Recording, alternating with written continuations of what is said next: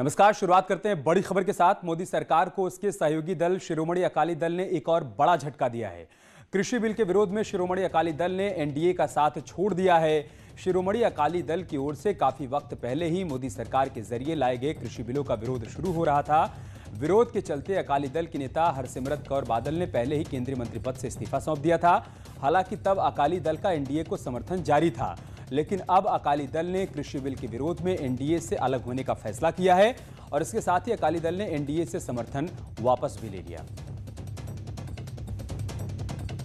ते अज श्रोमणी अकाली दल की सारी लीडरशिप बैठ के फैसला किया कि जेड़ी सरकार सेंटर की सरकार, जेड़ी एनडीए की सरकार, जिसने आ जेड़े तिने ऑर्डीनेंस लियाते है, जेड़े अपने पंजाब विरोधी है, सही मने तो देश के किसानों के विरोधी है, असी उस पार्टी दे उस एनडीए का हिस्सा नहीं हो सकते। श्रोमणी अकाली दल की सारी पार्टी की लीडरशिप ने यूनैनिमसली फैसला किया है कि श्रोमणी अकाली दल ना एनडीए का हिस्सा रह सकता है, तो सरकार तो इस्तीफा देता।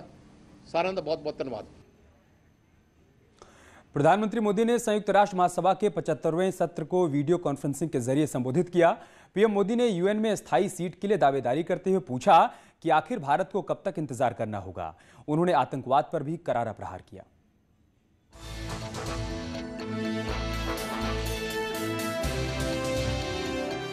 संयुक्त राष्ट्र महासभा में प्रधानमंत्री नरेंद्र मोदी का भाषण कई मायनों में खास रहा।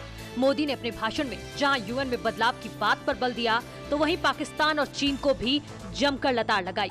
यूएन की 75वीं वर्षगांठ पर उन्होंने बधाई दी और कहा कि आज पूरे विश्व समुदाय के सामने एक बहुत बड़ा सवाल है कि जिस संस्था का गठन तब की परिस्थितियों में हुआ था, उसका स्वरूप क्या आज भी प्रासंगिक है।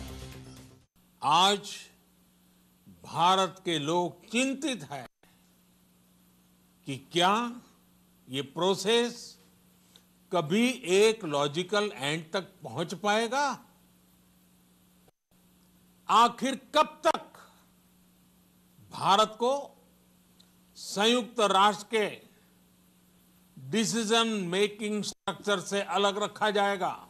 महोदय, जिस देश में हो रहे परिवर्तनों का प्रभाव दुनिया के बहुत बड़े हिस्से पर पड़ता है, उस देश को आखिर कब तक इंतजार करना पड़ेगा। पीएम मोदी ने कहा कि हम पूरे विश्व को एक परिवार मानते हैं। ये हमारी संस्कृति, संस्कार और सोच का हिस्सा है। भारत जब किसी से दोस्ती का हाथ बढ़ाता है तो वो किसी तीसरे देश के खिलाफ नहीं होती। विकास की साझेदारी मजबूत करता है तो उसके पीछे किसी साथी देश को मजबूर करने की सोच नहीं होती। उन्होंने कहा कि बीते कुछ वर्षों में रिफॉर्म, परफॉर्म और ट्रांसफॉर्म के मंत्र के साथ भारत ने करोड़ों भारतीयों के जीवन में बड़े बदलाव लाने का काम किया है। सिर्फ 4-5 साल में 400 मिलियन से ज्यादा लोगों को बैंकिंग सिस्टम से जोड़ना आसान नहीं था। बीते कुछ वर्षों में रिफॉर्म, परफॉर्म, ट्रांसफॉर्म इस मंत्र के साथ भारत ने करोड़ों भारतीयों के जीवन में बड़े बदलाव लाने का काम किया है। यह अनुभव विश्व के बहुत से देशों के लिए उतने ही उपयोगी है जितने हमारे लिए। सिर्फ 4-5 साल में 400 मिलियन से ज्यादा लोगों को बैंकिंग सिस्टम से जोड़ना आसान नहीं था।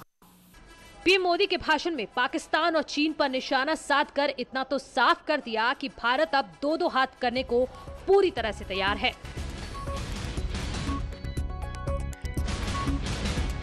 Team news 18।